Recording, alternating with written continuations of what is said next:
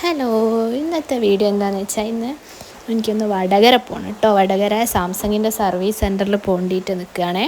അപ്പോൾ എന്താണെന്ന് വെച്ചാൽ അമ്മേൻ്റെ ഫോണ് പുതിയ ഫോണാണ്, 2 മാസമായുള്ളൂ ഫോൺ എടുത്തിട്ട്. അപ്പോൾ നമുക്കത് അതിന് തീരെ റേഞ്ചിൻ്റെ റേഞ്ച് തീരെ കിട്ടുന്നില്ല, 5G ആണേ. അപ്പോൾ അതൊന്ന് സർവീസ് സെൻറ്ററിൽ മൈജിന്നാണ് വാങ്ങി. അപ്പോൾ മൈജിന്ന് പറഞ്ഞു സാംസങ്ങിൻ്റെ സർവീസ് സെൻറ്ററിൽ കൊണ്ടുപോയാൽ വേഗം റെഡിയാവുമെന്ന് പറഞ്ഞ്. നമ്മൾ കൊണ്ടുപോകുമ്പോൾ ടൈം എടുക്കുമെന്ന് പറഞ്ഞ് നമ്മൾ അവിടേക്ക് നേരിട്ട് പോകാമെന്ന് വിചാരിച്ച്.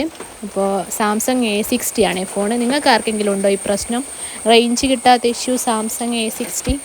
നമ്മൾ അതും കൊണ്ട് വടകരയ്ക്കാണ് പോകുന്നത്. വടകര പുതിയ സ്റ്റാൻഡിൻ്റെ അടുത്താണ് ഈ ഷോപ്പ് വരുന്നത്.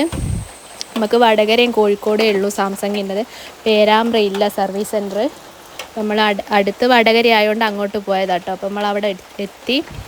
അതിൻ്റെ ഉള്ളിൽ കുറച്ച് നേരം വെയിറ്റ് ചെയ്യാൻ പറഞ്ഞു കേട്ടോ, അവിടെ തിരക്കാണ്.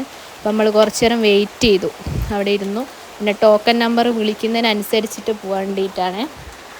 അപ്പോൾ നമ്മൾ ടോക്കൺ വിളിച്ച് നമ്മൾ അങ്ങോട്ടേക്ക് പോയി.